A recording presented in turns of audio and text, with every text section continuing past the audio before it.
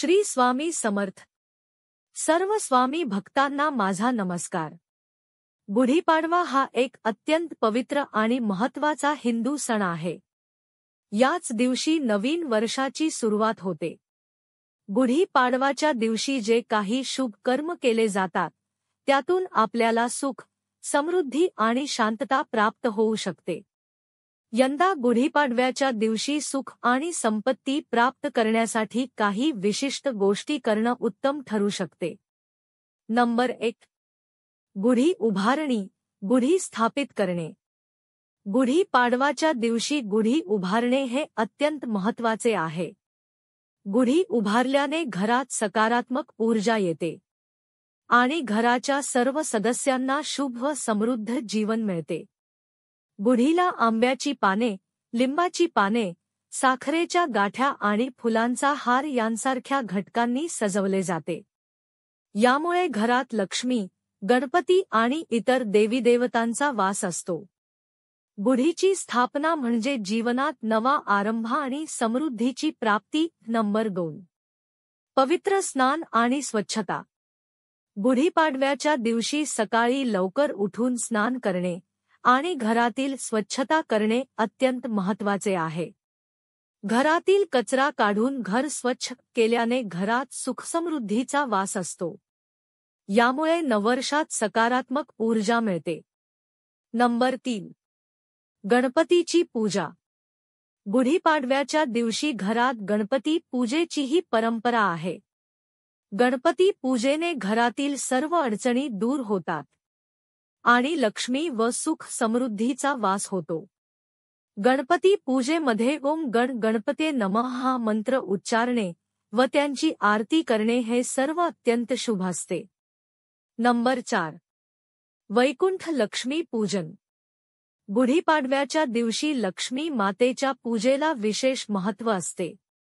लक्ष्मीपूजन करण्याने घरात लक्ष्मीचा वास होतो आणि घरात संपत्ती वाढते।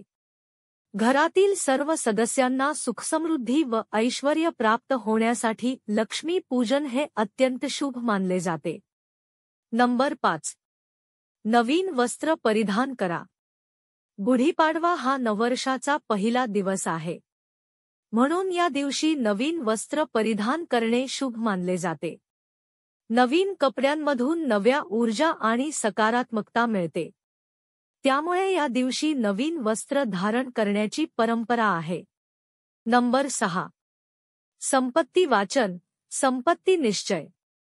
गुढीपाडव्याच्या दिवशी काही जण वाचन करतात किंवा संपत्ती निश्चय करतात, म्हणजेच कर्ज किंवा आर्थिक संकटावर विजय मिळवण्यासाठी मानसिक आणि आत्यंतिक प्रयत्न सुरू करतात।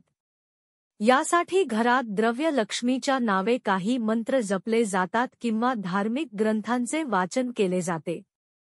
नंबर 7. संपूर्ण कुटुंब एकत्र असावे। गुढीपाडवा हा सण संपूर्ण कुटुंबासाठी महत्त्वाचा असतो।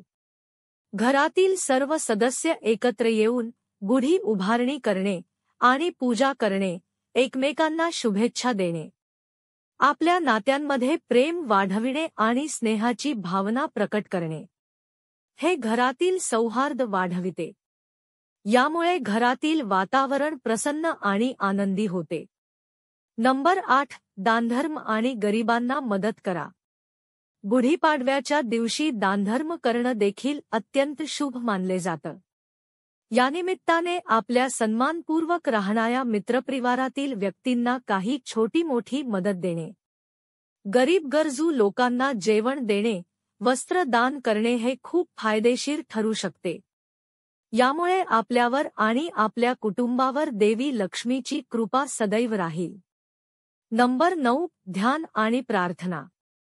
गुढीपाडव्याच्या दिवशी ध्यान आणि प्रार्थना करण्याने आपल्या जीवनातील मानसिक शांती साधता येते।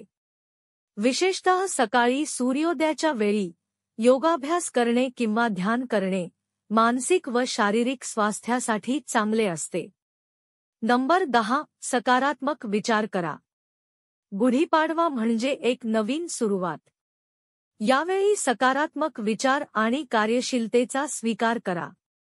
प्रत्येक गोष्टीत सकारात्मक दृष्टिकोन ठेवणे, अडचणींवर मात करणे आणि आत्मविश्वास वाढवणे हे आपल्याला यश आणि समृद्धी साध्य करण्यास मदत करते.